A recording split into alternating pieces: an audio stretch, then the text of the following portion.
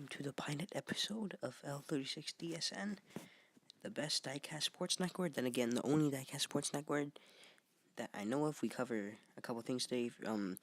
Basically, round one of 3D Bot Makers Diecast Racing League of the tournament of Lamborghinis, because why not? It's the pilot episode and just figuring things out. Exactly what the heck I'm doing, not really sure actually.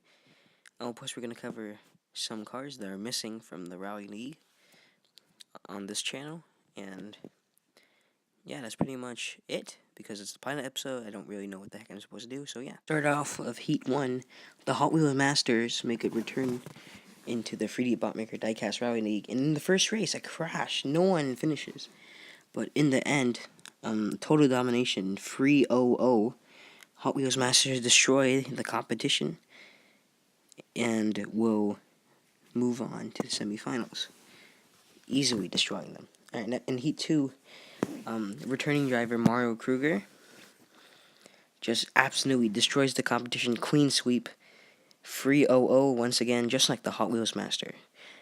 Basically, the biggest threat to the Hot Wheels Masters as of right now, as the Hot Wheels Masters are the favorite to win. In Heat 3, it looked like sub 4 RA, was insane. Dante Davis first wins the first race, but after that, there's nothing. Sub 4 RA just destroys the competition. It was only because of that one mistake that Dante Davis was able to overtake him in the last straightaway. If Sub 4 RA keeps this up, he could probably just destroy all the Lamborghinis. And Heat 4, I think? Yeah. Hot Wheels Garage does take the first win, but James Newman the third does make a comeback, but unfortunately Hot Wheels Garage is too fast and manages to overtake Jack Armstrong in the last race to gain a victory 3-1-0. In Heat 5, Edwin L., who was the favorite to win, does win the first race by a landslide and seems more likely to win. But in this clip, Julius Harris is in the lead and somehow manages everyone to stop, which is hilarious. And then Gab Famoso manages to come back and win 3 times in a row, making no one able to pass him. So final score 3-1-0. In Heat 6 of round 1, Mona was the top seed in this matchup and has won the first 2 races of the day. And then, but for some reason, after that, radioactive bleach crashes into Mona, slowing her down, making Dave Akers manage to make a comeback twice. As you can see, it looked like Dave Akers was trying to pass, but radioactive bleach was blocking him for some reason, making him unable to catch up to Mona, and Mona taking the last win. So here are the top five track times in the tournament of Lamborghini. In the next semifinal match, we have the Hot Wheels Masters versus the Hot Wheels Garage against Gab Famoso. If I take a guess, I would say Hot Wheels Masters, as they have more experience and seem to be way more consistent than those other two. For a semifinal Heat 2, it's Mario Kruger against Sub 4A against Mona. If I had to choose, I would say Mario Kruger will win that one, because he just seems to be way more consistent than Sub 4A. But if Sub 4RA can keep that thing under control, he's going to win it all.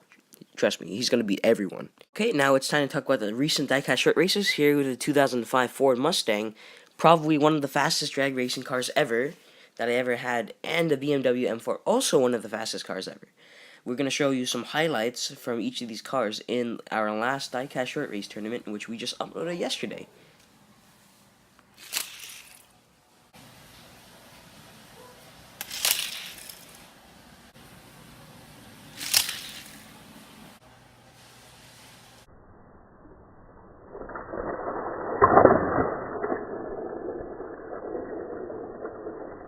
This is why I really need to buy a 3D Bot Maker finish gate.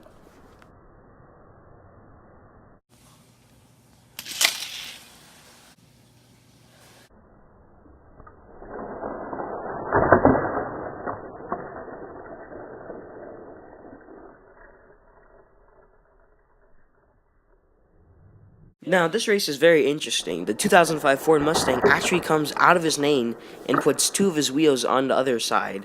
on the other lane, so then the Honda Civic can't actually pass him. Very, very smart play by the Mustang. The next race of this matchup, it looks so even, but when we slow it down, it seems the 2005 Ford Mustang does manage to overtake the Honda Civic to take the win. And these two meet up in the finals, just like our last tourney drag racing tournament. Wow. Okay, as you can see here, this is the first round that in the last drag racing tournament, as you can tell by the different track, and it looks like a tie. But once again, we think the 2005 Ford Mustang does win. Wow. But honestly, when I was recording, I was so confused. I had no idea what was happening. This is why you get a 3D bookmaker finish gate. Or any kind. But probably a 3D bookmaker one. That one.